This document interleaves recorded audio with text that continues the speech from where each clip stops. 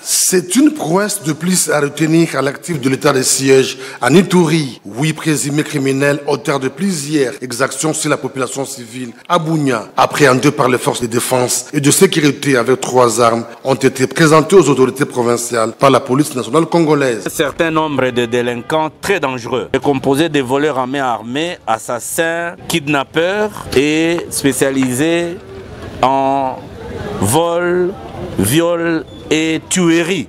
Ce même groupe avait exterminé toute une famille au quartier OO, où M. Albert, mécanicien de son état, sa femme et leur enfant. Un joli coup de filet salué par le vice-gouverneur de province, le commissaire divisionnaire Alonga Boni Benjamin, qui a par la même occasion demandé à la population de continuer à collaborer avec les services de sécurité et de défense afin de dénicher d'autres criminels qui sont parmi nous.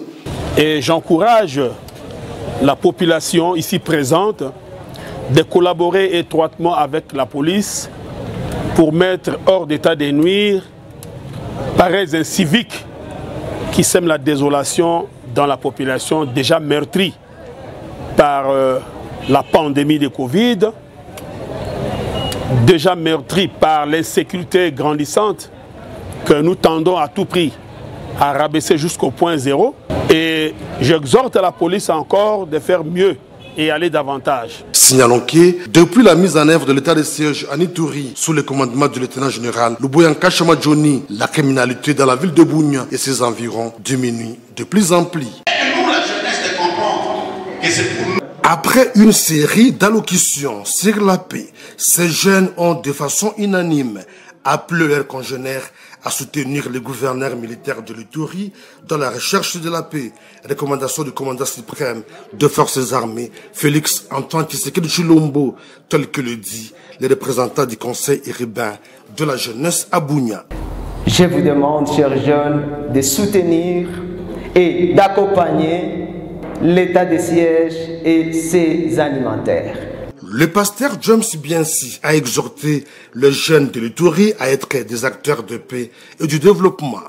C'est le moment jeunesse, levons-nous, démarquons-nous, distinguons-nous dans l'entrepreneuriat, distinguons-nous dans la paix, distinguons-nous dans la cohabitation pacifique, distinguons-nous dans le développement, distinguons-nous en faisant la paix. C'est ainsi que nous allons développer. Le commissaire provincial de la police nationale congolaise à Ituri, le commissaire divisionnaire adjoint Ngoï Sengelwa Seguin, représentant le gouverneur de province, a invité les jeunes à se désolidariser des groupes armés avant de lancer officiellement les activités relatives à la dite journée. La prédication et les autres discours que nous avons suivis nous interpellent à nous désolidariser de toute idée déstabilisatrice, non seulement de la province, mais de toute la République. Tant il est vrai que c'est cette jeunesse qui est manipulée. La manipulation par les politiciens, la manipulation par les seigneurs des guerres. Des activités sportives et scientifiques débuteront ce vendredi 13 août 2021 pour commémorer cette journée en Ituri avec le thème « Jeunesse, luttons pour la paix et le développement de l'Ituri » s'inscrivent dans la logique de l'état de siège. Population Azananzala, tu sais que nous sommes aussi sans arrêter. Tu sais que nous avons suivant les moyens aux Anangos. C'est quoi le gouvernement Oyo, tous les warriors, depuis les bandits, ils ont bundananu. Mais comme en 2023, ceux qui ont élection les le peuple a quoi apprécier. Ceux qui sont à coquille, apprécier mandat moussou. Ceux qui ont coquité, a apprécié ça, a apprécié mon moussou. À vrai dire, Félix Tshisekedi a salé peu ma cambo belé. Oui. Mais ce qu'il a déjà fait jusque-là n'est pas bien vendu, n'est pas bien présenté. Et puis parfois, peut-être, ces gens qui travaillent avec lui n'ont pas les moyens. Info 243, la référence de l'actualité. Bonjour à vous tous, très chers internautes de Info 243. Bienvenue dans votre émission d'aujourd'hui. Merci encore une fois de plus pour la confiance que vous nous faites. Vraiment, j'en suis très reconnaissante. Donc, restez toujours fidèles est branché dans votre chaîne et vous ne serez pas déçus comme d'hab. Et aujourd'hui, Belle Dame Seki, la spéciale, votre humble serviable journaliste reçoit pour vous M. Jean-Marie Kassamba, président de l'UNC. Bon, il a été reconduit, c'était le mois passé, le mois de juillet. Il a été reconduit président de l'UNPC, donc l'Union nationale pour la presse au Congo. Et on aura parlé avec lui concernant vraiment ce qui cadre avec notre métier de journaliste. Donc, l'émission sera bilingue. Surtout les Congolais, vous êtes trop exigeants, mais vous avez surtout au bino mais à malamu, parce que moi, j'ai toujours été contre l'immoralité, les anti-valeurs, voilà. Sans plus tarder, je m'en vais saluer M. Jemka, qui je dis bonjour. Bonjour. Vous allez bien, monsieur? Je vais très bien, merci. Ok. Monsieur Jemka, merci d'abord d'avoir accepté notre invitation. Parce que vous étiez au four au moulin, mais j'ai été, comment dirais-je, trop collante là. Non, c'est normal. Un journaliste doit aller à la rencontre des sujets, des sources, pour avoir la bonne information. Et chercher, avoir la bonne personne, c'est ça le métier du journaliste, c'est-à-dire collecter. Tout à fait. Quand vous collectez, vous traitez, après vous allez diffuser. Les journalistes qui sont chez eux, qui inventent des informations, qui mentent avec des infox et tout ça, ce ne sont pas des journalistes. Il faut aller à la source, chercher l'information à la source, c'est la bonne personne et diffuser. Ok, merci. Il faut vraiment aller à la source, chercher de bonnes informations, comme vient de le dire le président Jean-Marie Kassamba. Entrons directement par rapport à ce qui se passe actuellement dans notre pays. Vous étant qui est professionnel de médias, je dirais icône de la presse, non seulement congolaise, mais africaine. Africaine, donc la façon dont vous faites vous exercez votre métier depuis. Nous tous, là, nous avons toujours été séduits de votre manie de faire le journalisme. Sans vous flatter, même ceux qui me suivent le savent bien, ils ne vont pas non plus me contredire. Monsieur JMK, quelle est la politique actuelle de la nouvelle UNPC à l'heure où les journalistes ont de penchants soi-disant des journalistes engagés? Bon, écoutez, d'abord, lorsque nous avons été reconduits, j'avais fait un discours à l'époque pour expliquer que parmi les priorités que nous allons avoir durant ce nouveau mandat, c'est d'abord la réforme. Okay. C'est l'assainissement. C'est aussi l'encadrement des journalistes. Parce que vous avez dit, nous jouons le rôle d'icône, mais l'icône nous montre aussi des chemins. Aide le journaliste à faire ce travail avec un peu plus de professionnalisme. Ce dont il est question ici, c'est d'abord de donner au journaliste son identité, l'identité de son métier. Le journaliste, c'est d'abord celui qui collecte la bonne information, celui qui traite la bonne information, qui la diffuse, et cette information, il collecte auprès des bonnes sources. Le journaliste, et là, je vais répondre à la question sur la lettre que notre président national avait écrite, et d'ailleurs que j'ai validée, sur le comportement que doivent afficher les journalistes lorsqu'ils prennent la parole, surtout dans la prestation de son métier de journaliste. Il faut d'une part, garder présent à l'esprit qu'on n'interdit pas aux journalistes de faire des analyses. D'ailleurs, peut-être dans votre émission ici, on va faire des analyses. On n'interdit pas aux journalistes de donner un point de vue, parce que c'est un acteur majeur de la société. On n'interdit pas aux journalistes de faire tout le genre journalistique. Mais il faut le faire tout en gardant son identité. Le journaliste ne peut pas être militant. Je souligne, militant, ça veut dire vous prenez fait et cause pour un parti politique, pour un leader quelconque. Et vous en faites comme si c'était vous-même qui parlez ou vous-même qui étiez en train de dire des choses. Il faut, lorsque vous donnez par exemple le journal télévisé, donner l'information. Lorsque vous animez un débat, laissez les débatteurs, chacun, de défendre un point de vue. Vous, journalistes, vous ne prenez pas parti. Mais lorsque vous faites de la promotion, c'est-à-dire la communication, pour promouvoir telle ou telle obédience qui vous a payé pour ce travail-là. Vous pouvez faire de la publicité, c'est-à-dire la propagande, sans problème. Beaucoup le font. Quand Jeune Afrique fait un publi-reportage, c'est partisan. Quand le Figaro fait un publi-reportage, c'est partisan. Quand France 24 fait un reportage sur un pays, c'est partisan. Moi, quand j'étais coordonnateur de la visibilité des 5 chantiers ou de la Fondation de la mondialité, quand je parle en tant que tel, je montre ce que Joseph Kabila faisait en bien. Mais lorsque je présente Club 50 ou Fauteuil Blanc, où j'anime un débat quelconque avec des gens qui sont là pour défendre des causes, je ne Là, vous êtes impartial. Et c'est ce que nous demandons. Et celui qui se comporte en militant, la commission de la carte va lui retirer sa carte. La commission de discipline peut le convoquer pour lui faire signifier que ce n'est pas ça l'éthique et la déontologie professionnelle qui est la nôtre. Voilà. Ok, merci beaucoup, M. GMK. Mais aujourd'hui, nous constatons, moi personnellement, qu'il y a une confusion, je dirais, très profonde ou grave, qui est journaliste et qui ne l'est pas. Parce qu'actuellement, aujourd'hui, quelqu'un seulement, il n'est pas passé par les FASIC. Non, en fait, comment dirais-je? Il n'est pas passé à l'UNIKIN, parce que là-bas aussi, il y a les journalistes, il y a la communication.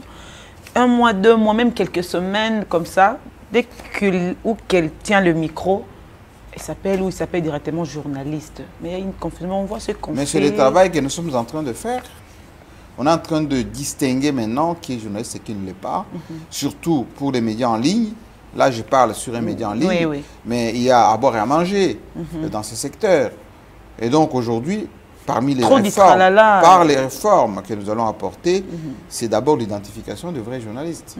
Pour que seuls ces vrais journalistes aient accès à la carte, ces vrais journalistes soient accrédités, ces vrais journalistes, quand il y a des événements, viennent les couvrir.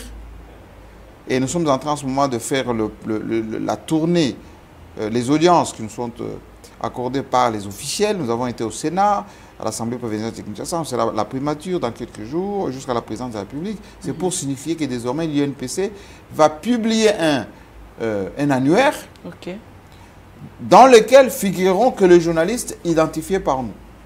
2. L'accès à la carte 2021-2022, ça sera beaucoup plus restreint. Et d'ailleurs, on va bien toper. Je vais commencer la tournée des rédactions pour qu'on puisse mettre les noms sur la tête de quelqu'un qui se présente comme tel. Ce qui fait qu'en dehors de ce que nous sommes en train de faire là, ceux qui vont s'improviser journalistes, non seulement on risque de les poursuivre pour usage ou exercice illégal de métier de journaliste, mais comme faussaire en la matière. Donc, on ne peut pas accepter que notre métier soit livré aux premiers aventuriers, aux gens qui ont juste envie d'avoir un peu d'argent, un peu de notoriété, etc. Des faux titres, n'invitez pas d'autres choses et puis on met autre chose. C'est pour ça que je préviens ceux qui nous suivent en ce moment. La titrologie, là, vous voyez, en lingala ou je ne sais pas en quelle langue, Bota la tata oyo a fini kingandi. Oui, c'est pas ça du journalisme, c'est du racolage, c'est de l'inforce, c'est de la manipulation. Ça n'a strictement rien à voir avec notre métier. Et donc, ce sont ces gens-là qu'on va poursuivre. Les pouvoirs publics vont nous aider. En même temps, nous-mêmes, nos commissions de discipline, de formation qui forment, vont essayer d'assainir un peu tout cela. Et donc, c'est ça notre travail, l'autorégulation. Donc, il n'y a pas matière à poursuivre qui que ce soit d'une manière, on va dire, intempestive. Nous faisons ce travail pour que le journaliste, le vrai, et son identité soient respectés comme tel. Et qu'on ait la respectabilité, bien sûr. Eh bien, nous luttons aussi contre ça. Les confrères qui insultent d'autres confrères, qui invectivent d'autres... Les problèmes, ils viennent étaler ça dans la presse en ligne, devant les caméras, eh bien, ça sera interdit. Non. Vous avez un problème privé avec votre collègue, résolvez vos problèmes en privé. Ne venez pas mélanger avec l'exercice du travail. Les gens qui insultent leurs collègues parce qu'ils ont juste envie de régler des comptes, ce n'est pas ça le métier du journaliste. Le métier du journaliste, c'est de faire son travail des communicateurs, des communicants, des professionnels des médias, et ça s'arrête là. Les états d'âme, votre vie privée, etc., ça ne concerne pas la population qui doit être informée d'une manière beaucoup plus professionnelle. D'accord, merci beaucoup, M. GMK. Nakolo bon vraiment na lingala bolo kindenge M. GMK lobby. Et là on zalaka tango yambi mutu. Au moins que ya za na modèle té. Mais on est vraiment conscient, une personne consciente a dit que M. GMK façon sali musala na azo koba ko sala. Au moins na buzo banakatiza. Té vraiment j'appelle même journaliste vraiment. Au botangeli yango basi même mibali. Tout ça dans Moussalango de manière honorable et vous allez bien. Et puis il faut pas surtout bateau internet. Donc moi légèreté moko boye na ndenge ya kosala musala. Ba question na les opposants bien té. Ba invité à on a bazo soigner présentation té. Yo moko ba sujet aux maîtriser ngoté. L'opinion pense. Non, les journalistes ne disent pas comme ça. Les journalistes, ils donnent les faits sur des choses qui se sont passées et ils laissent l'interviewé donner un point de vue. Yomoko peut sa explication, Yomoko vous poser des questions. Donc, vous jouez des Ce rôles. n'est pas ça le métier. C'est pour ça que ceux qui ont été à l'école savent que lorsque moi je joue le rôle d'intervieweur, je pose des questions. Si moi je fais un commentaire libre, je fais un commentaire libre. Mboka na mboka et kendeke liboso avec le respect des genres. Tout à fait. Si vous ne respectez pas les genres, vous ne faites pas les métiers correctement. Voilà. D'accord, merci beaucoup, M. GMK. Vraiment tout changé et cause à Malam Mingi. M. GMK, maintenant, pensez-vous qu'avec le peu de temps qui reste, avec le premier mandat du président de la République, Félix Tshisekedi, est-ce que les gouvernements mis en place, les gouvernements de Warrior, vont répondre aux problèmes liés, les problèmes socio-économiques auxquels est confronté le peuple? Écoutez, le problème, ce n'est pas que le président Tshisekedi résolve tous les problèmes des Congolais. Aucun président n'a jamais résolu tous les problèmes. Vous allez aux États-Unis, vous allez en France, vous allez en Chine. Il y a toujours des problèmes qui restent. Il y a toujours des gens qui souffrent. Et donc, lui ne peut faire que ce qu'il peut dans le temps qui lui est imparti. C'est pour ça qu'il y a le mandat. Et donc, pendant qu'il est là, il faut qu'il fasse un effort pour corriger ce que les prédécesseurs, Mobutu, Kabila, n'ont pas pu faire, pour qu'il ajoute aussi son plus. Pour qu'à la fin de son mandat, que les gens disent, tant où Tshisekedi Azalaki, Asalaki Oyo, Asalaki Oyo. Oyo Akokai Kosalate, Asel Naeti. C'est le moment de dire à ceux qui suivent, et surtout les Congolais, qu'il ne faut pas que le président Nabissoneti, un magicien, il a tous les moyens, qu'il peut tout faire. Non, ce n'est pas ça l'objectif. L'objectif, c'est qu'il faut lui laisser, il faut le permettre à Sala Moussala Naye, pendant qu'il est en train de faire, pour faire ce qu'il peut. Oya Kosala Asali, Oya Kokite Agotika, Baoye Bakoya, Bakoye Kosala. Parce qu'on n'est que des humains. On ne faut pas dire que la population Azananzala, tu sais que nous sommes aussi sans arrêter. Tu sais que Kosala, Oya Kosala, suivant le moyen aux Anango. C'est quoi le gouvernement Oyo, tous les warriors, depuis les bandits, Bazo Bundananu. D'abord parce que Bazagina m'a quitté en termes de moyens financiers suffisants. Mais atteint, budget Nabiso est allé à peine 4 milliards de dollars. 4 milliards. Nous sommes un pays de plus de 150 millions. Hein? Je pense qu'on est dans les 150 millions. Donc, si on compte bien, on n'a jamais fait d'ailleurs les recensements depuis. Rien que Kinshasa, ici, c'est 15 millions d'habitants. 15 millions, vous avez un budget même pas à 5 milliards. Ce n'est même pas le budget d'une grande entreprise aux États-Unis. Et donc, il faut qu'on comprenne à Bango. Il faut comprendre.